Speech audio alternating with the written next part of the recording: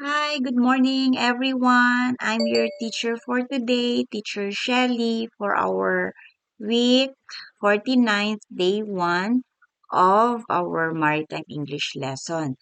For today's lesson, we will have our search and rescue for today. And, okay, from one moment.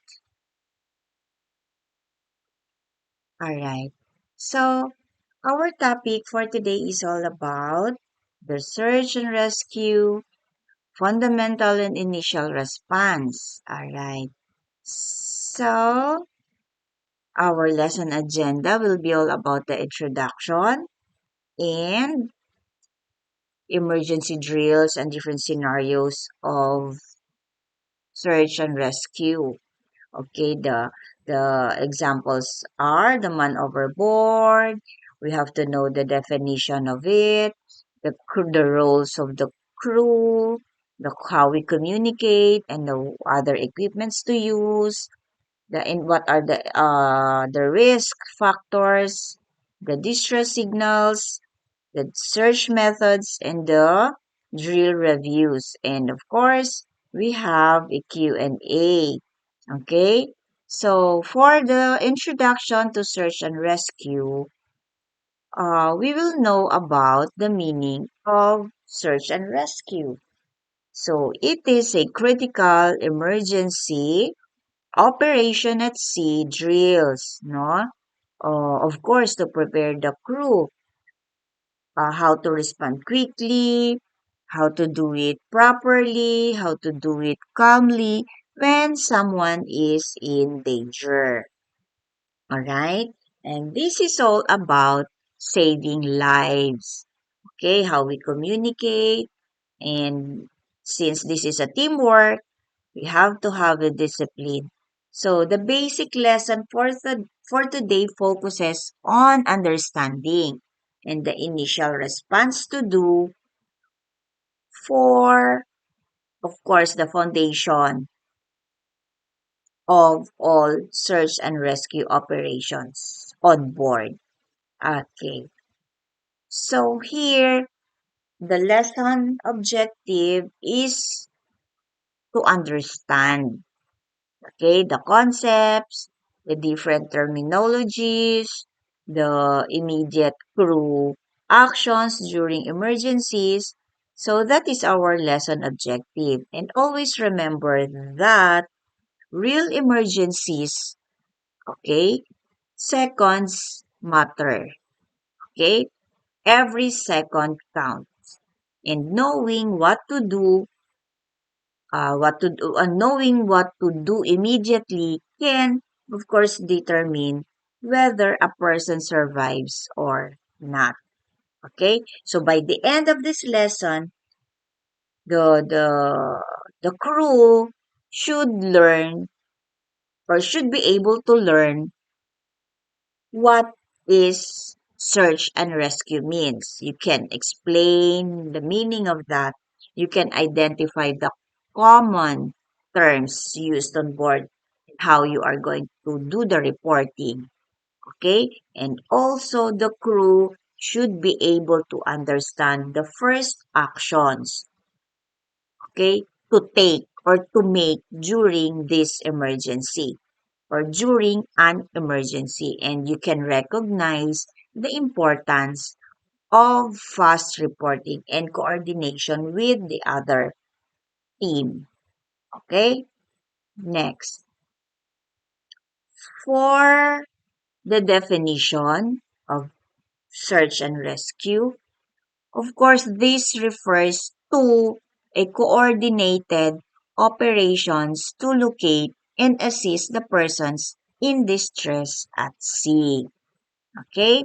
So, this is a planned and coordinated effort. So, this is not just a one-person task. This is a team which comprises with the ship's crew, the Coast Guard or the maritime authorities, the nearby vessels, and the rescue coordination centers. So this is a team work. And coordination and communication are both essential to avoid confusion and delays for or during the procedure or during the operation. Okay? Now, here, the importance of SAR at sea. Why it is important? Basically, SAR protects life. Okay? It fulfills legal obligations. And of course, it prevents loss of life. So SAR is important because basically the sea is unforgiving. Okay? Exposure to waves, to the weather can extremely turn to be fatal.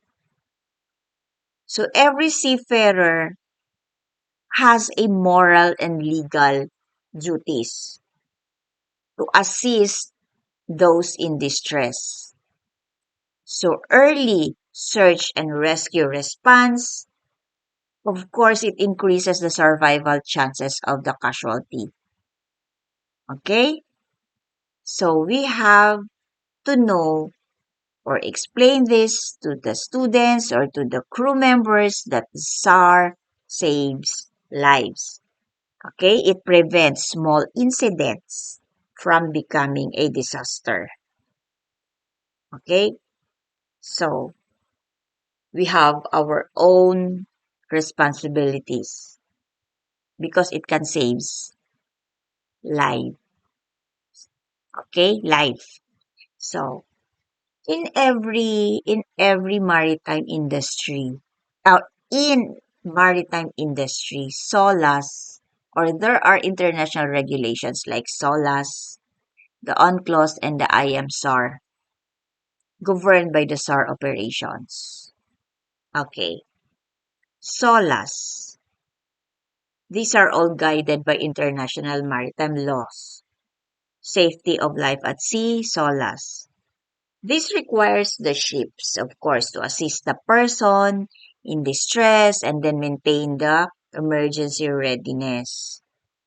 Next is the UNCLOS, means United Nations Convention of the Law on the Law of the Sea. So here states that all ships have a duty to render assistance to assist to anyone in danger at sea. All right. So when we say IMSAR, it is IMSAR manual. It is the International Aeronautical and Maritime Search and Rescue Manual. It provides a detailed procedures, okay, a coordination methods, and communication standards for SAR operations. So all this are guided by international maritime law, the three international regulations. Okay, next, we have emergency drills and SAR scenarios. Okay, so why do we do emergency drill? What do you think? Well, basically, it is a structured practice. Okay, in order for the preparation of the crew for real SAR situations. Okay, this is an emergency drill that is planned, that is organized. Okay, you have to do that to carry it out on board preparation for the crew to a real emergencies. Okay, so we have or you have to know the different situations because a drill is not a test. Always remember that. It is a learning opportunity to improve the safety of everyone on board.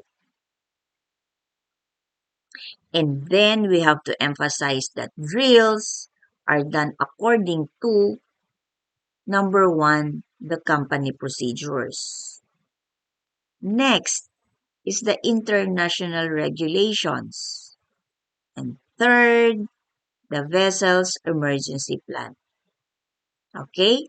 You don't just do the emergency drill as as uh as what you have uh as what the situation calls, no? You have to emphasize that it is done according to company procedures.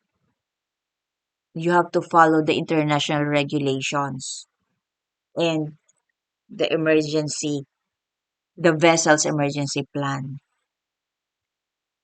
Okay. And then we have to know the purpose of SAR drills. Basically, to enhance the readiness of the crew. That's one. You have to know how to communicate.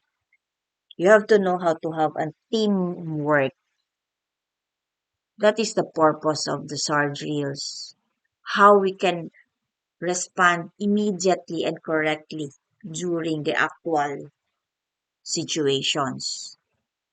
Because SAR drills, okay, it helps improve the crew familiarization for the emergency duties. It strengthened the communication, especially when the bridge and the engine room and the deck crew uh, um, work together. You have to strengthen the communication. And then you build teamwork here.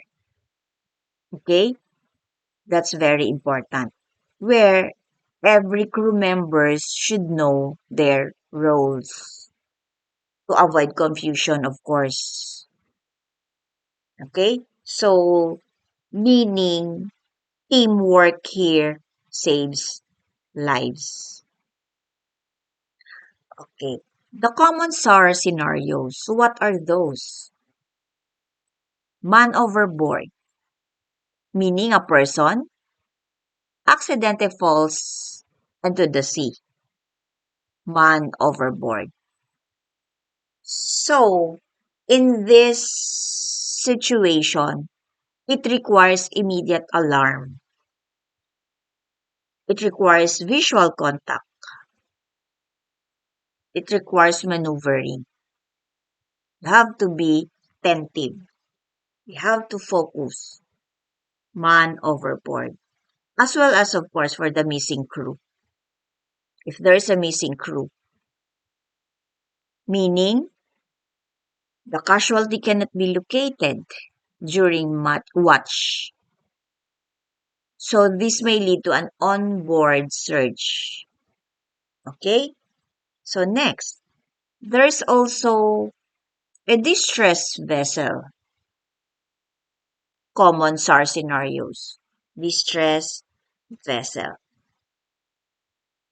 Another ship sends a distress signal to the other vessel due to fire.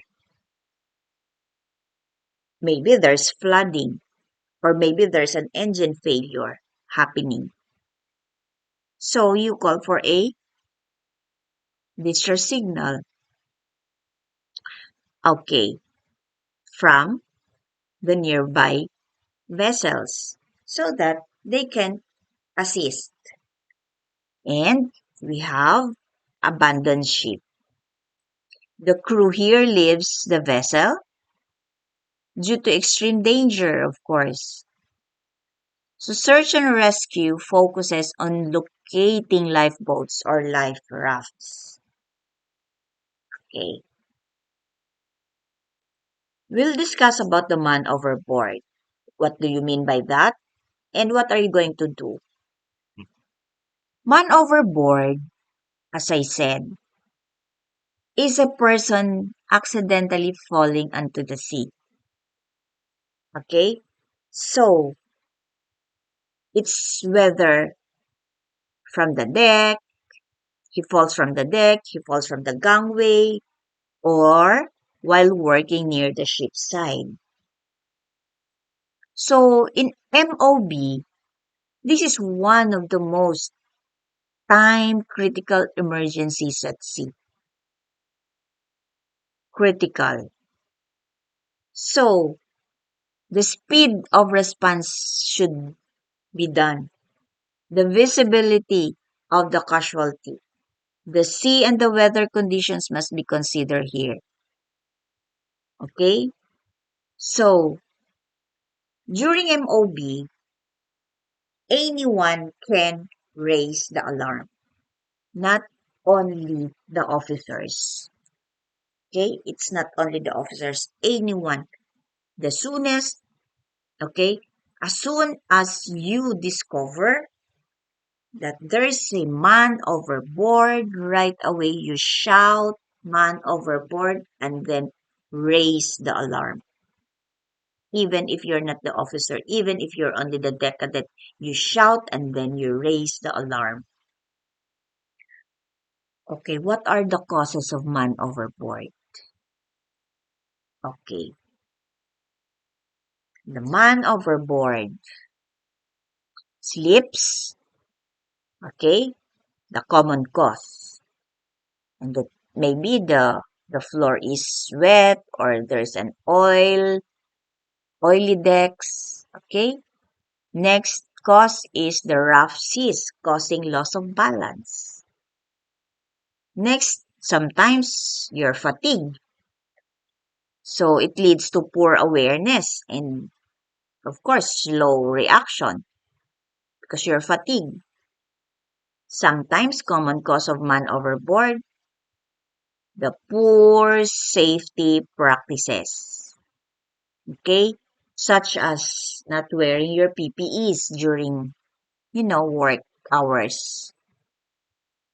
You're ignoring the safety lines also.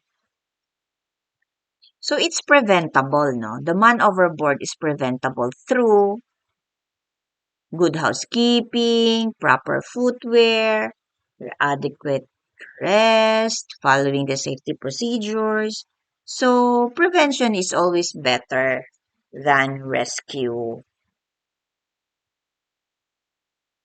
Yes, this is the first thing you will do. You shout, man overboard, and then you actively activate the alarm. Because delays or hesitation, could you just imagine you delay the the the you delay raising the alarm that there is man overboard. It can result in loss of life, or at first it can result in loss of visual contact, which may be very dangerous. It reduces the survival chances of the casualty. So your initial thing to do is to shout, man overboard, and then raise the alarm. Yes, that's the immediate actions. Now, on the bridge, once you are informed, this is in the bridge, no? So once you are informed, the bridge team must mark the MOB position on GPS or through your ECDs immediately. And then you reduce the speed. You inform right away the engine room to reduce the speed, and then you will maneuver it safely. Always maintain your visual contact with the casualty. So here, in order to marking the position, in order to mark the position, okay, you use the GPS and the EPIs, right? In this situation, this is critical. Why? Because the person can drift weakly due to the wind or current. So you have to mark right away the position, exact position. Okay? So here the officer of the watch takes the command. Okay? The officer of the watch.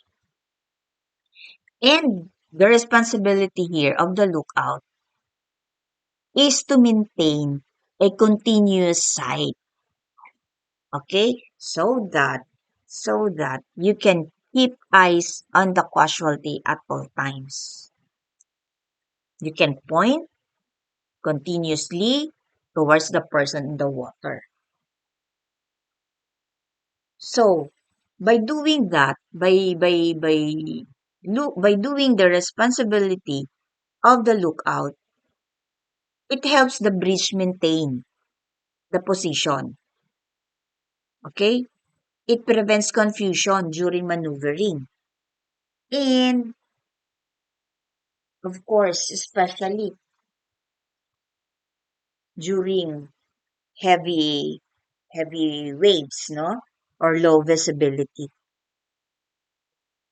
So, lookout has a very big responsibility also.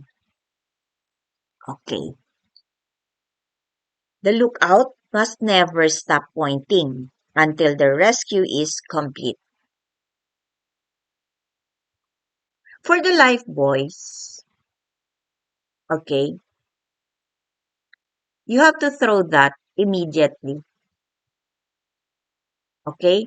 Whether the light and the smoke marker, you do that. The more life buoy may be thrown, the better. During nighttime, you use the light. During daytime, you can use the smoke marker. Okay? You can use the smoke marker. Lifebuoys help keep the casualty afloat. It marks the man overboard in position. Okay? So always remember that. For the crew roles, communication and equipment, we go first to the role of the master. The role of the master is the overall command,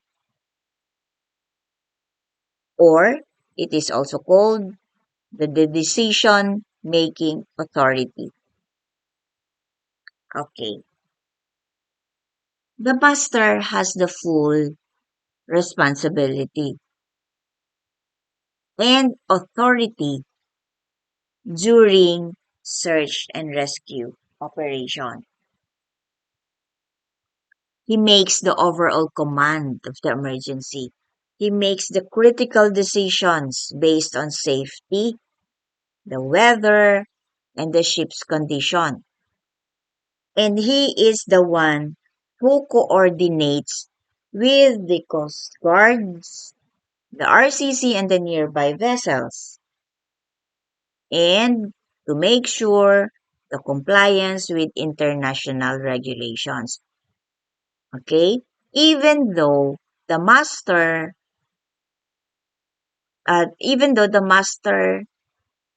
tasks delegates to other crew, the final responsibility always rests with him. That's why the role of the master basically is the overall command and the decision making authority. Okay, next. So the bridge team communication. Okay, bridge team. The bridge team must use short, clear instructions. by using or applying the standard maritime English phrases and the closed loop communication. The order given, the order or the repeated order, and then the confirmed order. So, effective SAR operations depend on clear communication. Okay? Based on the standardized maritime English. That's why we are doing that now about maritime English. Okay. The engine room response, on the other side, plays a vital support role to the bridge team.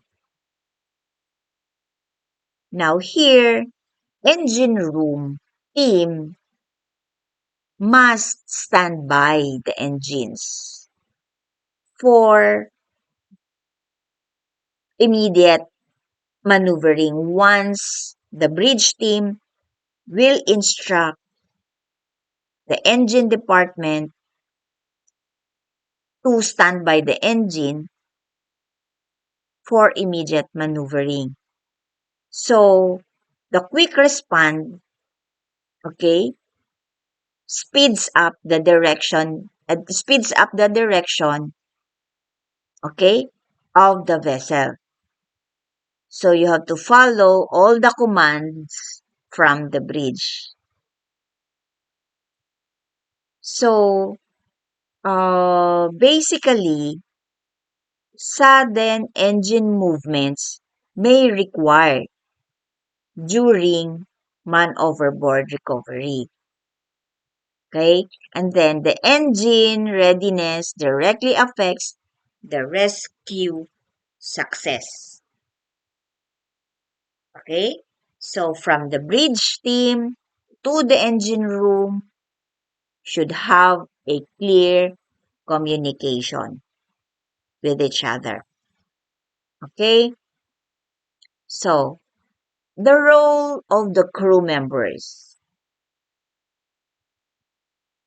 We have, you have to assemble as assigned to your master stations.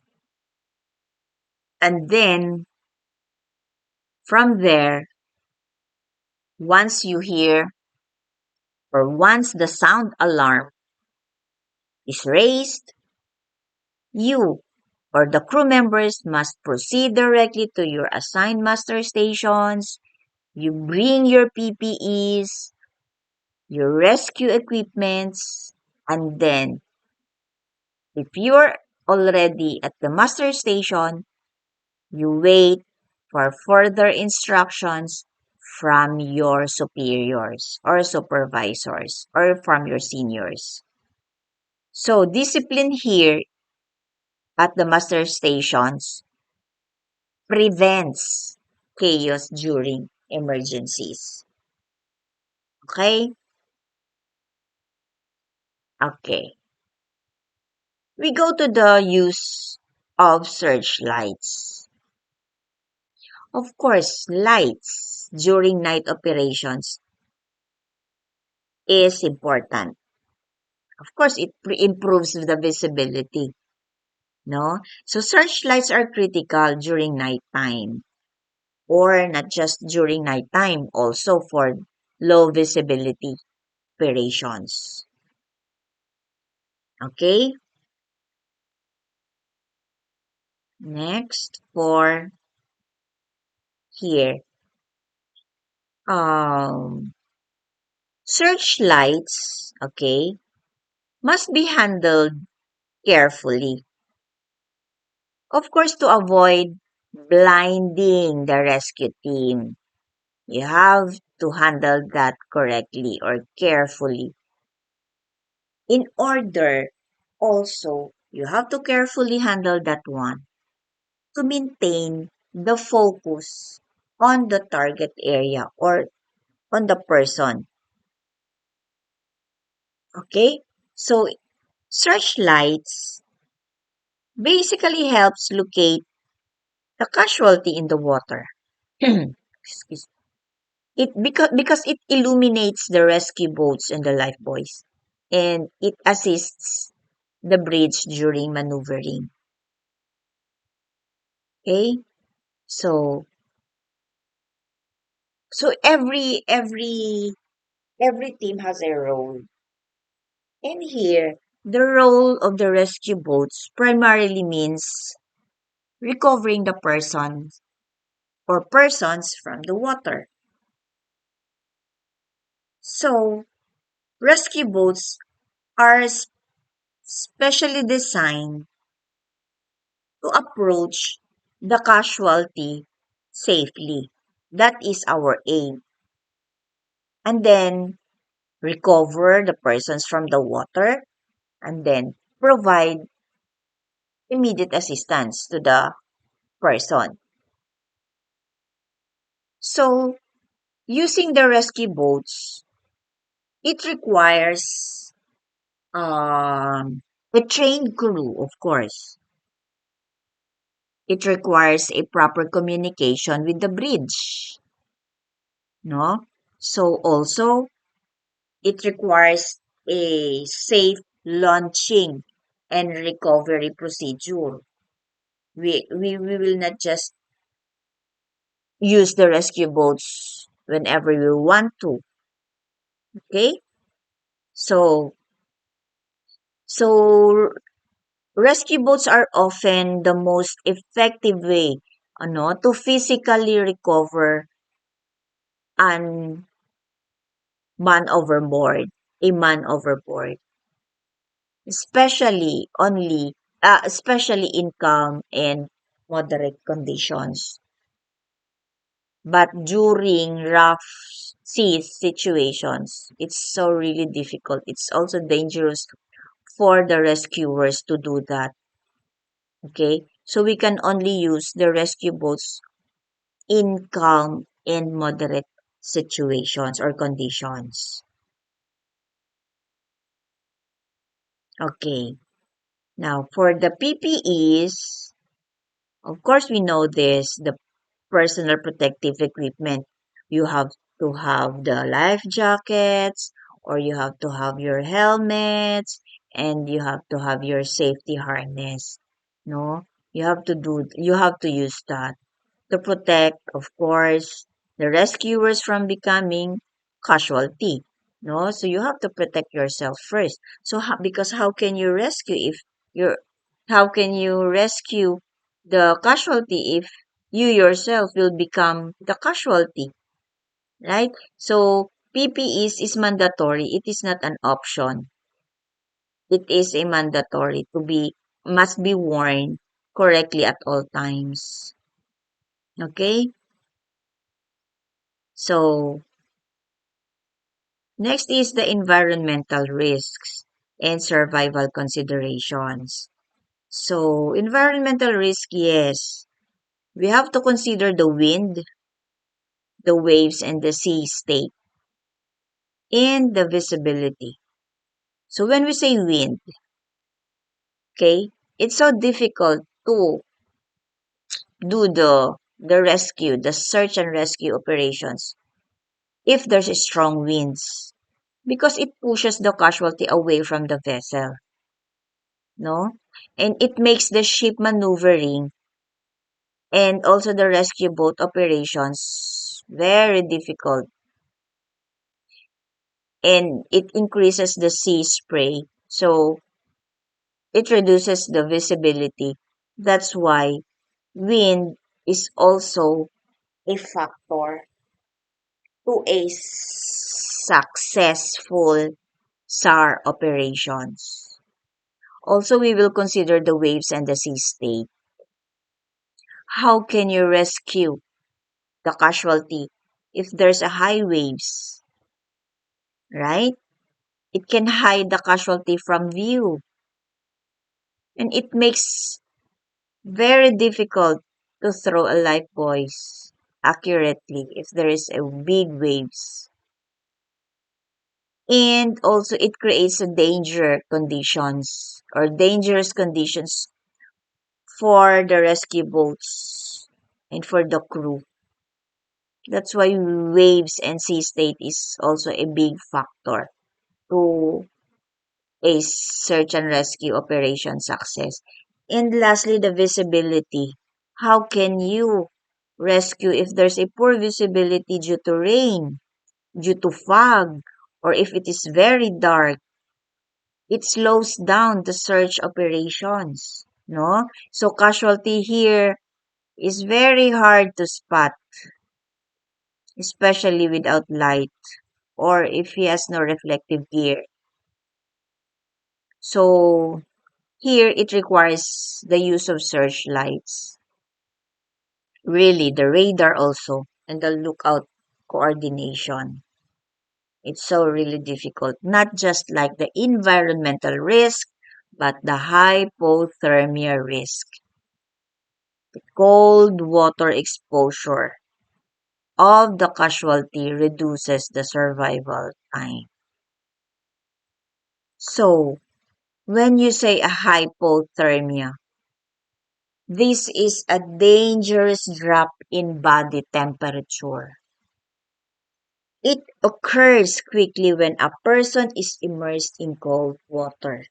Really, this is one of the high risk factor, hypothermia, because it affects water temperature, the length of exposure you are in the cold water, the clothing that you're wearing, your physical condition if you have a health conditions. So how can you survive in a very cold water? So basically, it's going to have, you are going to have, or you will have a loss of muscle control and strength. You will have a confusion and reduced ability to signal the ship because you are immersed in a very cold water. No? And then you the worst is you'll become unconscious. So this is also one of the factor, the hypothermia. And then, as I said earlier, seconds matters a lot. Every second counts. So the survival time is important. Your rapid response is important. The first few seconds after MOB is very critical. That's why early action, no, greatly increases survival chances. The speed action, immediate action.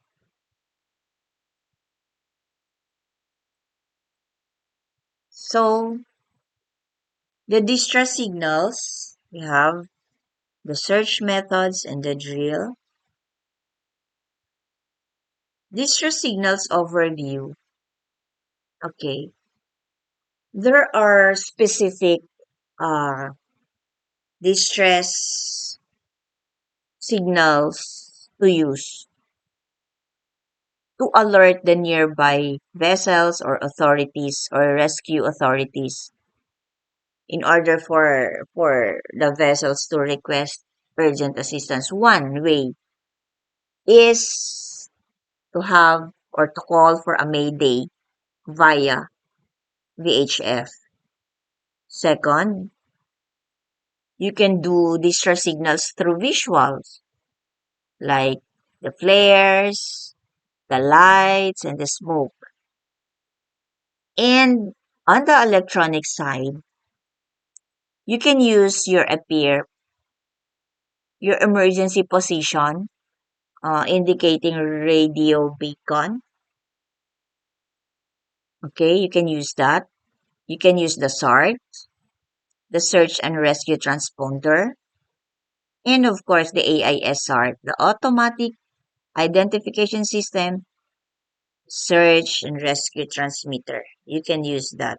So either of the three, okay? Through radio, visuals, or electronic, you can do that to call for distress signals. Okay. Now, for the Mayday calling, okay, you can only use this one if there's life in danger, immediate life danger, and lives are threatened also. So it must be spoken clearly and calmly, and then you transmit it through the VHF channel 16. So a pair or the emergency position indicating radio beacon. The function of this is to activate the function of this is to activate automatically when this this equipment is submerged in the water. Also, it can be manually activated. So the benefits of this is that it transmits the vessel's position and it works even if the radio communication fails. And for the critical situation in abandoned ship situations, you can use this one, the appear. Okay. For the SART function, it is the search and rescue transponder. This equipment or this electronic device responds to radar signals from rescuing the ships, okay? And it appears as a line of dots on radar screens. Now you can see that in your radar. And then the purpose of this SART, it guides the rescuers directly to the survival craft. Okay? Now, it is commonly carried in lifeboats, in life rafts. Okay? So, this is also a guide, no, to the rescuers. For the AIS SART naman, purpose is that um, the information here appears on the AIS displays or through your ECDIS. So the advantages of this is that this one is more accurate and to locate faster position. And then, of course, for easy identification in busy sea areas. And it enhances the coordination during SAR operations. So the SART, the EPIRB, and the other one device or electronic device all are all equipments used to send distress signals. Okay, aside from the radio and from the visuals. Okay.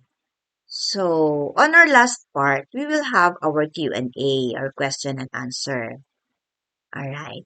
For question number one, of course, we have to know what does SAR stand for. So for our introduction, we discussed about the meaning of SAR. So SAR stand for? Yes, of course, it's the search and rescue operation, SAR. And then the next one is what is the main purpose of that? What is the main purpose of SAR operations? Or why do we need to do SAR operation drills? Okay. Simply to locate and assist the persons in distress. Okay? That is the main purpose of SAR, to locate and assist persons in distress. Next, why are SAR drills important on board a ship? So why do we do that drill? Okay? Why do we do that? That's for the crew to prepare for real emergencies. Okay? Why we do SAR drills? Or why is it important on board the ship? Letter C. To prepare the crew for real emergencies. Okay. Now, next is, okay, which international regulation requires ships to assist persons in distress at sea? So, which international regulations? Is it the MARPOL? Is it the SOLAS? Is it the COLREG or the STCW? Of course, it's the SOLAS because SOLAS is the safety of life at sea. So that is the international regulation that requires the ships to assist the persons in distress at sea. And then we have what is the correct first action when a person falls overboard? Okay. As a responder, what is your first action to do whenever you see a person falls overboard? Do you just stand over you just stand or you will shout man overboard and then raise the signal alarm? So the first action, whenever you see a person falls overboard, you shout man overboard and then raise the signal alarm. Okay, for number 6, who has the overall command during a SAR operation? Is it the lookout, the master, the engine crew, or the rescue boat crew? So who has the overall command? It's the master. He is he is the person responsible to do everything during emergencies. In order to have in order to have a or in order to refrain from miscommunication. So which equipment automatically sends a distress signal to satellites? Or which equipment? Is it the SART, flare, VHF radio, or the EPIRB? Which one? Which equipment that automatically sends a distress signal to satellites? It's the EPIRB, which is the emergency position indicating radio beacon. Okay, number 8. So why is calmness important during SAR operations? Why? First, it saves fuel. B, it avoids paperwork. C, it prevents poor decisions and errors, or it delays operation. So which one? It's letter C, of course. It prevents poor decisions and errors. That's the reason why you have to be calm during SAR operations. Okay. For number 9, why is SAR especially important at sea? What do you think? Why do you think it's important? Okay. Because conditions can quickly become dangerous. Okay? That's why SAR is important at sea for crew familiarization.